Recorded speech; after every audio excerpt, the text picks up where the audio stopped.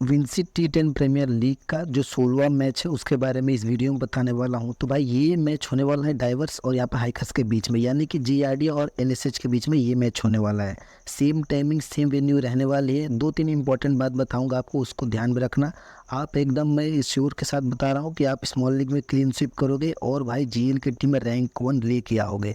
बस मेरी जो भी बात मैं बता रहा हूँ उसको ध्यान से आप देखना और उस तरीके से आप टीम बनाना, कोशिश करना खुद से टीम बनाने की। अगर अपने से खुद से टीम नहीं बना पा रहे हो तो आप क्या कर सकते हो, मेरी फाइनल टीम मेरे टेलीग्राम के चैनल पे मैं देता हूँ। जिस टेलीग्राम चैनल का लिंक मैंने डिस्क्रिप्शन बॉक्स में दिया हुआ है, तो लिंक पे क्लिक करना और सीधे टेलीग्राम चैनल से ज्वाइन हो जाना।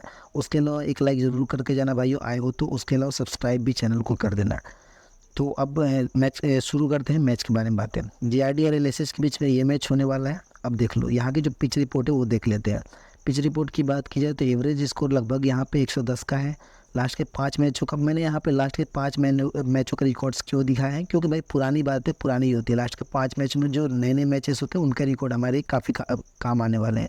48 विकेट्स टोटल गिरे हैं, पेसर्स को 21 विकेट और स्पिनर्स को 27 विकेट। तो जो इस विकेट पे स्पिनर्स को जो मदद मिलती है ना भाई, सेकंड इनिंग में मिलती है और वहाँ पर विकेट भी मिलती है, क्योंकि सेकंड इनिंग में जो बैट्समैन होते हैं वो हिट करने के चक्कर में अपना विकेट गंवाते हैं। तो सेकंड इनिंग में स्पिनर्स से इंपॉर्टेंट रहेंगे। अब स्पिनर्स को विकेट्स मिल रहे हैं तो इसका मतलब ये नहीं कि अपनी टीम में पेसर्स को नहीं रखना है। जो डेथ ओवर्स में बॉलर बॉलिंग कराते हैं ना उनको अपनी टीम में रखना है। और यहाँ पे लास्ट के 3 मैचों में देख सकते हो कि लास्ट के 3 मैचों में अगर देखा जाए तो लगभग यहाँ पे 100 के आसपास ही स्कोर हुआ है। अब देख लेते हैं आगे, थोड़ा चलते हैं। हेड टू हेड की बात करें तो दोनों ही टीमों के बीच में 8 मुकाबला हुआ है। जीआरडी ने एक और एलएसएच ने यहाँ पे 7 में जीता हुआ है। अगर टीम की फॉर्म की बात की जाए तो जीआरडी ने 5 मैच खेला हुआ है भाइयों, 4 में से जीत मिली है, 1 में से हार का सामना करना पड़ा है। 8 पॉइंट्स के साथ ये टीम बनी है दूसरे नंबर पे।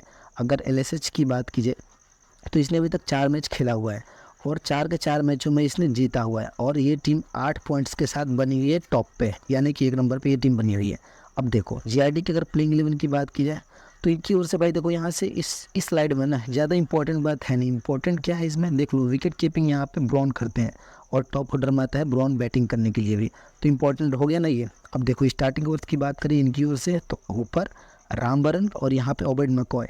अगर मैकॉय की बात कीजिए भाई तो इंटरनेशनल लेवल का प्लेयर है और इस मैच में आपके लिए वीसी का अच्छा ऑप्शन हो सकता है अगर इसकी फर्स्ट इनिंग में बॉलिंग आती है तो, क्योंकि डेथ कोर्स में भी बॉलिंग कराता है ये प्लेयर। अब देखो अगर यहाँ पे डेथ ओवर्स की बात करें तो स्टॉप, मैकॉय और यहाँ पे विलियम्स बॉलिंग कराते हैं डेथ ओवर्स में। तो जो डेथ वाले बॉलर है आपने रोटेशन करके अपनी जील की टीम में ट्राई करके चलना है, क्योंकि कभी भी आपको थोक में विकेट दिला के जा सकते हैं।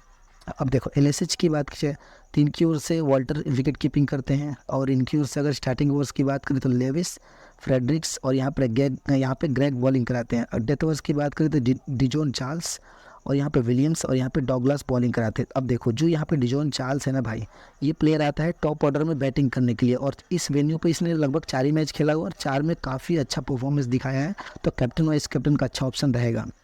अब देखो अब थोड़ा प्लेयर्स के बारे में देख लेते हैं। अगर डाइवर्स के प्लेयर्स के बारे में देखें सबसे पहले विलियम्स आते हैं। विलियम्स की बात की जाए तो भाई ने यहाँ पे क्या किया हुआ है, ओपन आता है, वेन्यू पर 24 की एवरेज है, प्लस 8 विकेट भी है। लास्ट के 2 मैचेस से बॉलिंग भी करा रहा है, बैटिंग से और बॉलिंग से आपको पॉइंट देगा। ये प्लेयर कैप्टन वाइस कैप्टन का अच्छा ऑप्शन रहेगा, इस चीज़ को ध्यान में देना।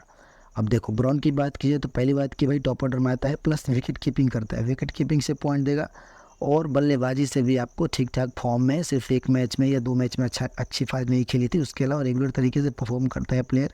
22 की एवरेज वेन्यू पे, 21 की एवरेज ओवरऑल है, काफ़ी इंपॉर्टेंट प्लेयर रहने वाला है। फिर यहाँ पे नेक्स्ट प्लेयर की बात की जाए तो आते हैं यहाँ पे ग्रेविस। ग्रेविस की बात की जाए टॉप ऑर्डर का ये भी बल्लेबाज है, रेगुलर तरीके से परफॉर्म करता है। लास्ट मैच में फॉर्म में आया था, 35 रन की पारी खेली थी, 38 मैचों की 36 इनिंग में 16 की एवरेज है, प्लस यहाँ पे ओवरऑल 19 की एवरेज है, काफ़ी इंपॉर्टेंट प्लेयर रहेगा। अब देखो यहाँ पे टॉप ऑर्डर के बल्लेबाज इंपॉर्टेंट रहेंगे आपके लिए, उसके अलावा जो ऑलराउंडर्स होते हैं वो इंपॉर्टेंट रहेंगे और जो डेथ कोर्स में बॉलिंग कराते हैं वो इंपॉर्टेंट रहेंगे। तो ये जो प्लेयर है टॉप ऑर्डर में आते हैं बैटिंग करने के। आसिफ ऊपर आते हैं, बैटिंग से पॉइंट प्लस बॉलिंग से पॉइंट। मिडिल ऑर्डर में आता है बैटिंग करने के लिए, वहाँ से आपको पॉइंट कहीं से पॉइंट दे ही देगा, एक अच्छा इंपॉर्टेंट पिक रहने वाला है प्लेयर। फिर यहाँ पर रामबरन आते हैं। देखो वैसे तो भाई का सिलेक्शन लगभग 40 के आसपास है और हर एक मैच में 2 ओवर की बॉलिंग करा रहा है। सिर्फ फर्स्ट मैच में इसे मिले थे 2 विकेट, उसके अलावा भाई 2 ओवर की बॉलिंग करी पर भाई को विकेट नहीं मिले। पर ये मत सोचना कि विकेट लेस ही जाएगा, इस मैच में विकेट मिल सकते हैं, इसलिए आपने इसे जील के टीम में 2 से 3 टीमों में कैप्टन या वाइस कैप्टन ट्राई करके चलना है, क्योंकि आज परफॉर्मेंस भाई ये दे सकता है। फिर मैकॉय आते हैं। मैकॉय की बात कीजिए भाइयों लगभग हर एक मैच में इसने विकेट लिया है। 2 ओवर की बॉलिंग कंफर्म मारना आपने इसलिए इसे ना आपने इंटरनेशनल मैचों में देखा होगा वेस्ट इंडीज़ की टीम से, तो काफ़ी इंपॉर्टेंट प्लेयर रहेगा। फर्स्ट इनिंग में अगर आती है तो झील की टीम में वीसी या फिर कैप्टन भी बना सकते हो अपनी टीम का इसे। सेकेंड इनिंग में चाहो तो एज अ प्लेयर लेकर चल सकते हो। फिर यहाँ पे स्ट्रोक आती है, स्ट्रोक की बात की जाए तो 2 ओवर की बॉलिंग करा रहा है, इंपॉर्टेंट प्लेयर रहेगा, राइट आर्म फास्ट बॉलर है, काफ़ी इंपॉर्टेंट रहेगा ये प्लेयर, इसलिए टीम में लेके चलना आप। फिर यहाँ पर रिचर्ड्स आते हैं, रिचर्ड्स की बात की जाए तो ना ही बॉलिंग से पॉइंट ना ही बैटिंग से पॉइंट, इसलिए उतना इंपॉर्टेंट नहीं रहेगा। फिर ये हॉयट आते हैं, हॉयट की बात की जाए काफ़ी नीचे आता है, बैटिंग करने बॉलिंग बैकअप है नहीं, फिर लेने से कोई फ़ायदा नहीं। अब देखो डिजॉन चार्ल्स आते हैं, लास्ट मैच में बॉलिंग करी थी भाई ने और बैटिंग से भी आपको पॉइंट देगा। 4 मैच खेला हुआ है, सिर्फ लास्ट मैच फ्लॉप गया था, पर लास्ट मैच में 1 विकेट इसने लेके गया था, तो काफ़ी इंपॉर्टेंट रहेगा ये प्लेयर। कैप्टन वाइस कैप्टन का अच्छा ऑप्शन रहने वाला है ये प्लेयर। फिर यहाँ पे रयान विलियम्स आते हैं, देखो भले ही बैटिंग थोड़ा सा नीचे करता है प्लेयर, पर भाई देखो यहाँ पे लगभग हर एक मैच में बॉलिंग करा रहा है। 1 ओवर बॉलिंग करे चाहे 2 ओवर की बॉलिंग करे, 4 मैच खेला हुआ है, दो मैच में 2 ओवर की बॉलिंग और 2 मैच में 1 ओवर की बॉलिंग इसने करी है। लास्ट मैच में 2 विकेट लिया था, इंपॉर्टेंट तो रहेगा ही प्लेयर, आपके लिए अच्छा खासा पिक रहने वाला है। फिर थॉमस आते हैं, बैटिंग ऑर्डर काफ़ी नीचे, बॉलिंग बैकअप है नहीं, फिर लेने से कोई फ़ायदा है नहीं इस प्लेयर को। अब देखो डिजॉन चार्ल्स की बात कीजिए भाइयों, तो देखो बैटिंग से पॉइंट प्लस बॉलिंग से पॉइंट, कैप्टन वाइस कैप्टन का अच्छा ऑप्शन रहने वाला है ये प्लेयर, इसलिए अपनी टीम में लेके चलना आप। फिर यहाँ फेडरिक आते हैं, फेडरिक की बात कीजिए भाइयों, तो फेडरिक उतना इंपॉर्टेंट नहीं रहेगा, बैटिंग ऑर्डर थोड़ा सा नीचे है और बॉलिंग लगभग पूरी ओवर बॉलिंग मिल नहीं रही है। स्टार्टिंग के 2 मैचों में बॉलिंग मिली थी पूरी, पर अभी बॉलिंग नहीं मिल रही है। विकेट टेकर उतना है नहीं, जीएल की टीम में चाहो तो ट्राई करके चल सकते हो, स्मॉल लीग की टीम में उतना इंपॉर्टेंट नहीं रहेगा ये प्लेयर। फिर लेविस आते हैं, बैटिंग से पॉइंट दे सकता है, बॉलिंग से पॉइंट दे सकता है, कैप्टन वाइस कैप्टन का अच्छा ऑप्शन रहेगा जीएल की टीम में। As a player small league की टीम में आप लेकर चलना काफ़ी इंपॉर्टेंट रहेगा। सेंट पॉल आते हैं, टॉप ऑर्डर के बल्लेबाज, अगर फर्स्ट इनिंग में बैटिंग आती है तो रख लेना अपनी टीम में, अगर सेकंड इनिंग में बैटिंग आती है तो आप छोड़ने का रिस्क ले सकते हैं, लेकिन थोड़ा सा बड़ा रिस्क रहेगा क्योंकि भाई का सिलेक्शन काफ़ी ज़्यादा है, तो आप चाहो तो छोड़ के चल सकते हो सेकंड इनिंग में अगर इसकी बैटिंग आती है तो। फिर वॉल्टर आते हैं, वॉल्टर्स की बात की जाए टॉप ऑर्डर के बल्लेबाज है, कभी बड़ी निकल के जा सकता है, इसलिए इंपॉर्टेंट रहेगा हमारे लिए।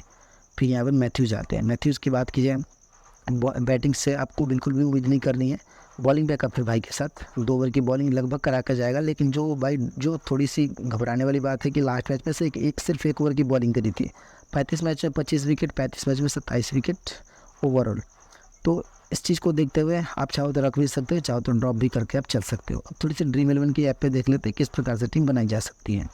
सबसे पहले आते हैं हम यहाँ पे विकेट कीपिंग सेक्शन में। यहाँ पे ब्रॉन रहेंगे, वॉल्टर रहेंगे, दोनों ही प्लेयर अपनी टीम से विकेट कीपिंग करते हैं। 305 पॉइंट एक ने दिया, एक ने 255 पॉइंट दिया है। टॉप ऑर्डर के बल्लेबाज है, विकेट कीपिंग से पॉइंट देंगे, इसलिए हमारी टीम में ये प्लेयर दोनों ही रहेंगे। बात है बैटिंग सेक्शन से, अगर सेंट पॉल की फर्स्ट इनिंग में बैटिंग आती है तो ट्राई करके चल सकते हो, अदरवाइज इस प्लेयर को ड्रॉप करके चलना। मैं थोड़ा सा रिस्की जा रहा हूँ इसलिए इस प्लेयर को छोड़ रहा हूँ। ग्रेविस की बात की जाए, ग्रेविस इंपॉर्टेंट रहेगा अपनी टीम में, लेकर चलना काफ़ी इंपॉर्टेंट रहने वाला है। उसके अलावा अब आते हैं ऑलराउंडर सेक्शन से। देखो ऑलराउंडर सेक्शन से ऊपर रखूँगा, चार्ल्स को रखूँगा, डॉगलास को रखूँगा, विलियम्स को रखूँगा, लेविस को रखूँगा, और यहाँ पे मैं राम बरन को भी अपनी टीम में रखूँगा। अब देखो यहाँ पे 2 चेंजेस कर सकते हो, यहाँ से आप राम बरन को ड्रॉप करके ना बैटिंग सेक्शन से सेंट पॉल को ले सकते हो, सेंट पॉल को ड्रॉप करके चाहो तो राम बरन को ले सकते हो। लेकिन मैं इसलिए राम बरन को जा रहा हूँ कि लास्ट के 2 मैचों से विकेटलेस ये प्लेयर जा रहा है, 2 ओवर की बॉलिंग करा रहा है और मिडल ऑर्डर में आता है बैटिंग करने के लिए, और इस मैच में काफ़ी ज़्यादा उम्मीद है कि ये प्लेयर विकेट लेके जाएगा, इसलिए मैं इसे टीम में ले रहा हूँ भाई। As a trump card player भी मैं अपनी टीम में ले रहा हूँ क्योंकि इंपॉर्टेंट है ये प्लेयर और विकेट लेता है ये। अब आते हैं बॉलिंग सेक्शन में, मैकॉय को मैं रखूँगा ही रखूँगा अपनी टीम में। उसके अलावा मैं अपनी टीम से विलियम्स को भी रख सकता हूँ, मैथ्यूज़ को भी रख सकता हूँ, और यहाँ से फेडरिक को भी अपनी टीम में रख सकता हूँ। ज़्यादा उम्मीद है कि विलियम्स को अपनी टीम में रखूँगा, प्लेयर फॉर्म में है, विकेट ले रहा है, इसलिए मैं अपनी टीम में 2 ही प्लेयर को रख रहा हूँ। अब देखो अब चेंजेस क्या कर सकते हो, मैथ्यूज़ को जीएल की टीम में ट्राई करना, फेडरिक को जीएल की टीम में ट्राई करना।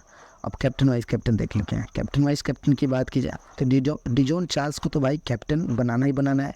4 मैच खेला हुआ है, बॉलिंग भी करी है और बैटिंग भी करी है और विकेट भी लिया है भाई ने, कैप्टन बना दिया मैंने इसे।